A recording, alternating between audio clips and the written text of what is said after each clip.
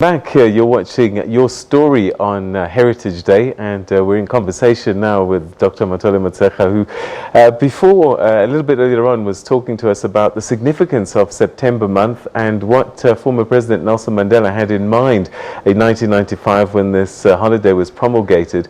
And it was really meant to be a month to unite and bring the people together, but we lost sight of it somehow over the years. Let's continue with this conversation. So, remind us again about the auspiciousness of the September month in African calendars. You see that in the southern hemisphere or in Africa, we have a calendrical system, and the year starts in September, and that's why when you look at the indigenous churches, they celebrate their new year in September, because that's a lunar month of 3 seasons each. So September to December is the first season, January to April is the second season, and then May to August is the third season. And that corresponds as well with the agricultural cycles.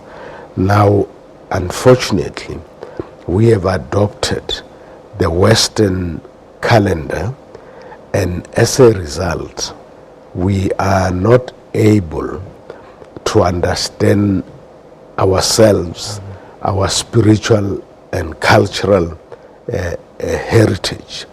But that was also part of the British plan.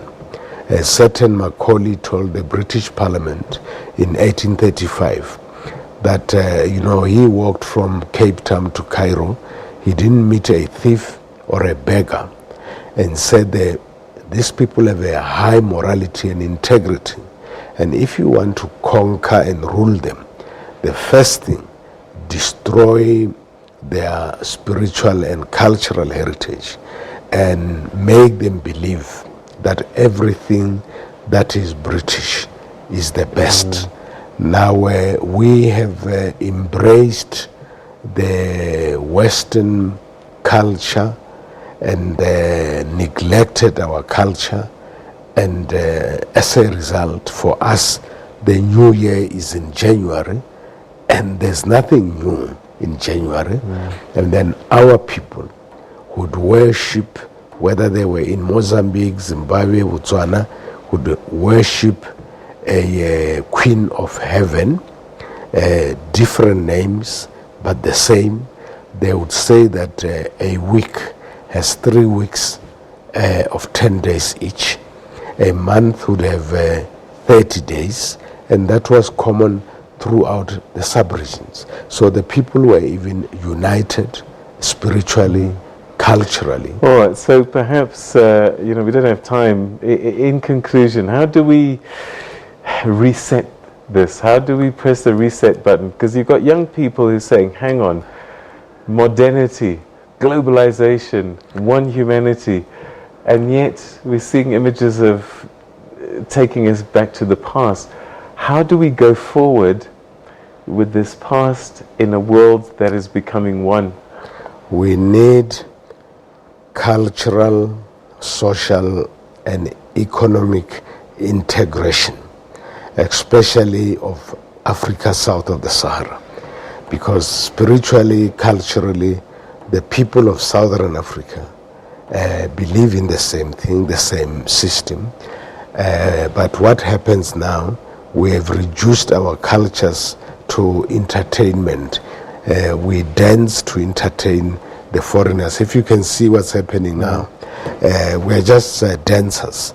And then we have maintained the beads and so on. We're no longer interested in what these beads mean. For instance, the colors that you are wearing, black and white, that's the color of Muwari Wedenga, Mwali Wedenga. And here we have Magaliesberg. The child of Mohale is Luti. We have Maluti Mountain. So the whole concept of the mother and child of God we had. But during the Middle Ages, the Europeans worshipped the Black Madonna and child, but they just decided to go and whitewash everything and create a white Mother of God and a white child of God. And that's why our students today begin to say decolonize the curriculum. So I think we have an opportunity to turn things around. Cecil John Road, for instance, a child of a Christian family, he was worshipping the Zimbabwe bird. That bird is still in Tennessee because he knew where the power of the black people lies. So we need to find our power, go back to our history and bring it to the exactly. So patriarchy and tribalism would not be our problem if our starting point was who were we before they came. Okay, Dr. Motshekga, I'm going to have to bring you into the studio again and have a proper chat about some of these issues and perhaps do it more regularly. Thanks very much indeed for coming through and sharing your insights with us today. Thank you, Peter. It's good to see you again. Great, thanks so much. Okay, so there you go. Black and white is auspicious. I'm so glad I'm wearing it. And my football team. Okay, Palesa, was it me? All right, the DA leader, Musima